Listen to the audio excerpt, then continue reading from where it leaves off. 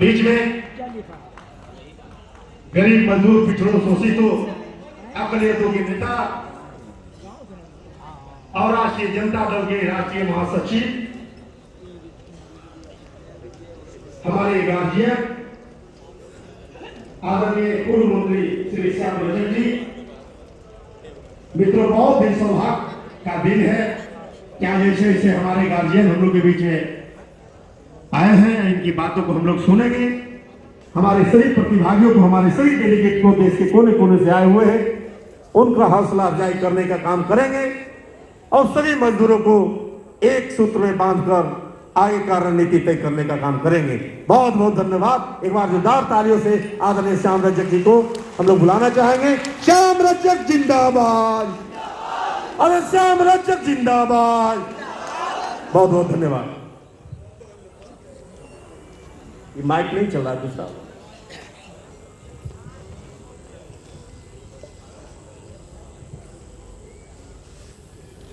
सम्मानित भारतीय खाद्य निगम श्रमिक संगठन के इस 6वें आयोजन के अवसर पर हिंद मजदूर सभा के राष्ट्रीय महामंत्री सभ्य श्री हरभजन सिंह सिद्धू साहब,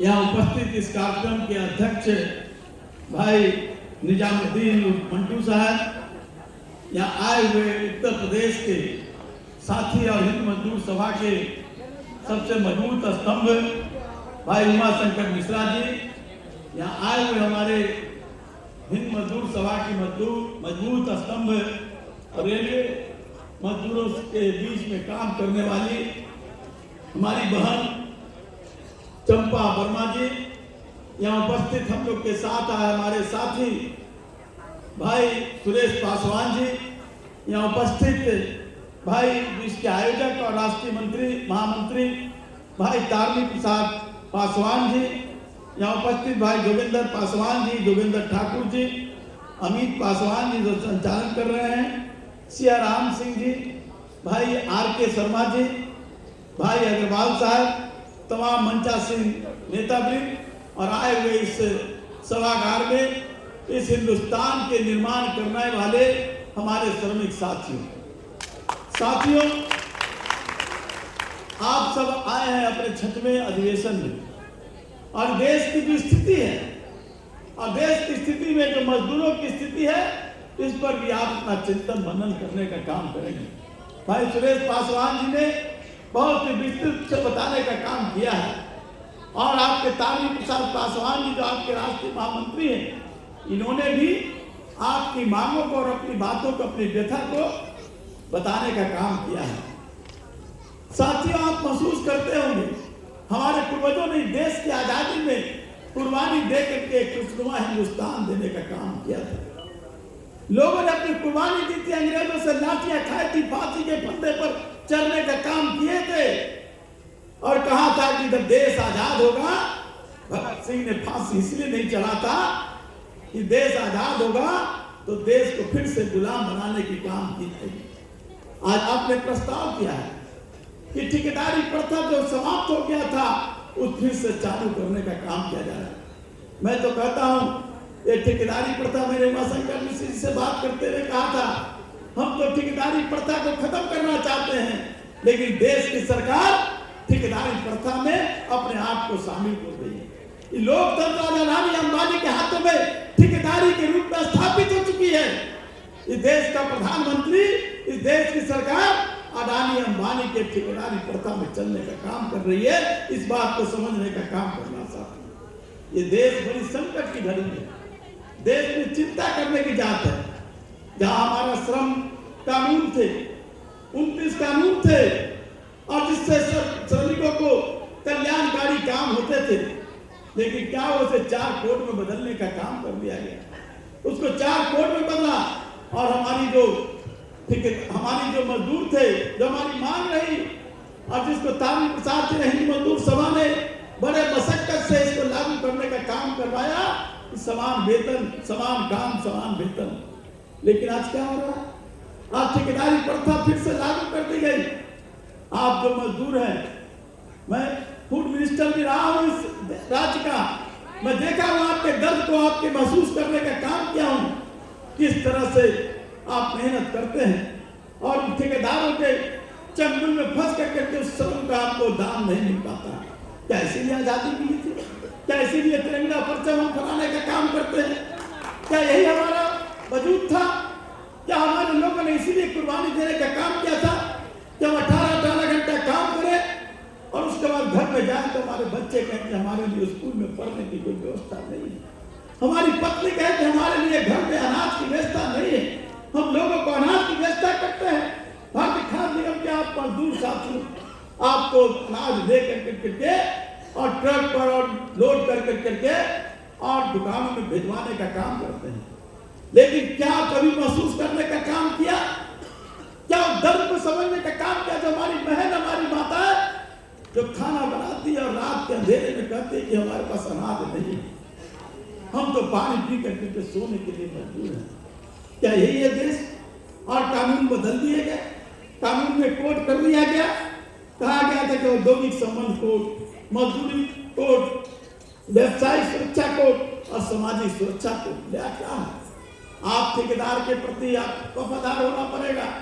ठेकेदार जो पैसा आपको देगा, जो अंतिम जो हमारी जो न्यूनतम मजदूरी है जो सरकार ने तय किया, वो भी हमको नहीं मिल पाता है, वो भी नहीं मिल पाता। हमारी जो पारिवारिक, हमारे लोग जो बीमार पड़ते हैं, हमारे लोग जो मृत्यु हो जाती है, उनको भी लाभ नहीं मिल पाता है।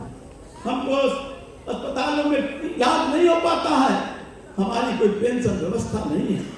हम जब खटते खटते बीमार पड़ जाते हैं, विकलांग हो जाते हैं, हम सिर्फ एक कोने में बैठ करके हम अपने एरिया रगड़ करके मरने के लिए मजबूर हो जाते हैं।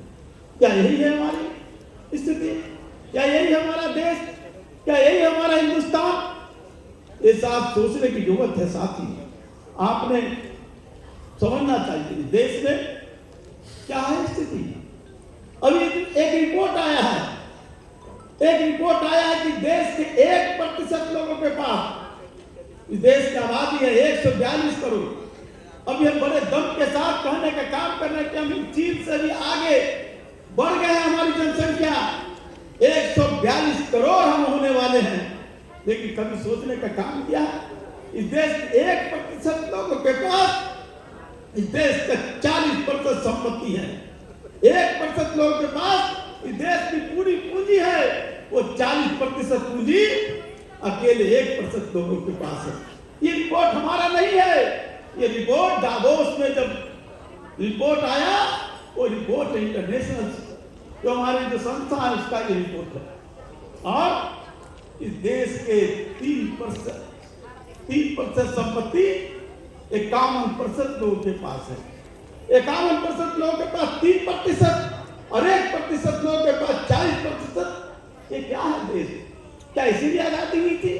क्या इसीलिए बाबा साहब भीमराव अम्बेडकर ने संविधान लिखा था? हमारा प्रेमकुल है, हम सबका हम लोग समाज बनाने का काम करेंगे, हम धर्म का समाज बनाने का काम करेंगे। ये हमारा प्रेमकुल है, हमारा शपथ है, हमारा यही है संविधान।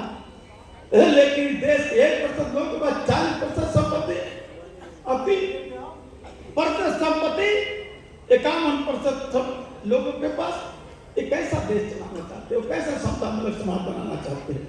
ये देश है साथ। अभी जो इंटरनेशनल हंगर इंडेक्स का जो रिपोर्ट आया है, उसमें भारत 107वें स्थान पर है। हम बहुत पीछे हैं। इस देश में भुखमरी की स्थिति क्या है?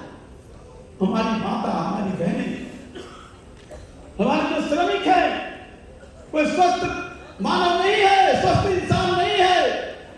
इस देश में 62% लोग जो हमारी बहनें हैं, 62% बहनें हमारी कुपोषित है, जिनको पूर्ण रूप से स्वस्थ नहीं बन पाता है।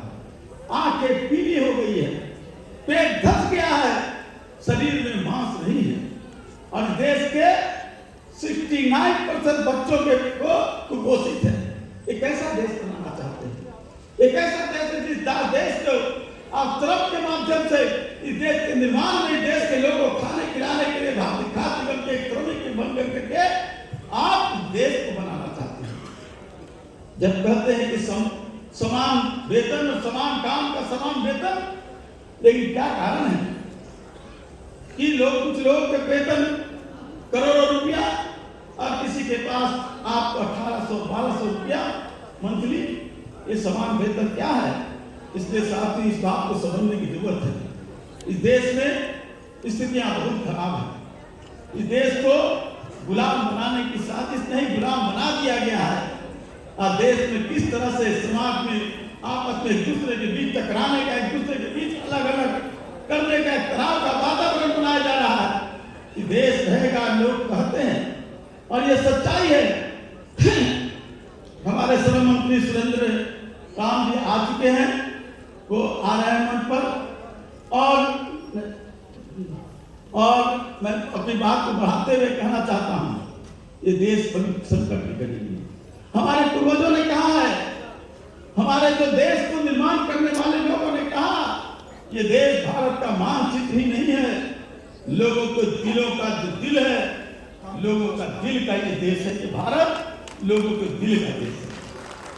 ये नहीं है कि जो रेखा है वो देश है, वो तो एक हमारी सीमा है। लेकिन हमारा देश की क्या स्थिति है? जब देश के लोगों का दिल टूटेगा तो देश को तोड़ने से कोई बचा नहीं सकता। साथी,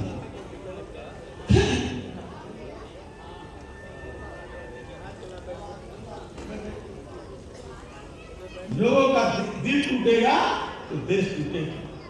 आज आपका दिल टूट रहा है, हमारा दिल टूट रहा है। इस देश में चाहे वो सिख हो, ईसाई हो, मुस्लिम हो, हिंदू हो, सबका दिल टूट रहा है। हमारे लोगों के पास न खाने की व्यवस्था है, न पीने की पानी है, न अभी एक रिपोर्ट भी आई है इंटरनेशनल का, अमेरिका की एक रिपोर्ट आई है। इस हिंदुस्तान में सबसे ज्यादा महिलाओं को सर्वाइकल कैंसर होने वाला है। 5 वर्षों के अंदर कोई भी एक महिला नहीं बचेगी जो सर्वाइकल कैंसर से पीड़ित नहीं होगी। क्यों? मैंने पूछा था कि क्यों, ऐसा क्या कारण है? इस देश में तो भोजन की चिंता है, लेकिन देश की बड़ी चिंता है पानी की। शुद्ध पानी नहीं मिलता कि हम लोग देख रहे हैं बोतल का पानी, ये भी शुद्ध नहीं है साथियों। और अशुद्ध पानी पीने से हमारी महिलाओं को सर्वाइकल कैंसर हो रहा है। ये चिंता का विषय है साथियों। लेकिन सवाल है कि जब हमारा मजदूर खुश नहीं होगा तो देश कैसे खुश होगा? हमारा भारतीय जो खाद्य निगम का मजदूर है वो खुश नहीं होगा तो अनाज को हम कैसे घरों तक पहुंचाएंगे? अनाज को कैसे चूल्हे तक ले जाकर के खाना में परिवर्तित करने के काम करेंगे? इसके साथ ही आपको एकजुट होने की जरूरत है। एकजुट होकर के मैं जानता हूं कि कई तरह की यूनियन है आपके अंदर। कुछ लोग बड़े लोगों के जो शासन में लोग हैं उसके आधार पर, उसके माध्यम से आपको तोड़ना चाहते हैं, आपको गिराना चाहते हैं, अलग अलग करना चाहते हैं। ठीक काश्मीर जिले के समाजवादियों के द्वारा हिंद मजदूर सभा का गठन किया गया। हम जानते हैं, हम लोग जुड़े रहे हैं। जो महान जो समाजवादी नेता, कोई कह सकता है मधुलिमेल जी के बारे में कि कोई बेईमान थे? कोई कह सकता है सर मोहन जी के बारे में कि कोई बेईमान थे? कोई कह सकता है बसंत भाव के बारे में जो अपनी पूरी जिंदगी जनता के लिए, श्रमिकों के लिए तब करके अपनी कुर्बानी देने का काम किया? इसलिए उसके बनाए हुए हिंद मजदूर सभा है। ये सभा उनका बनाया हुआ, उनकी कुर्बानी, उनके अथक प्रयास से बनाया हुआ है। आप उसके वंशज हैं जो हमारे पूर्वजों ने अपने खून पसीना लगा के ऐसा संगठन बनाया।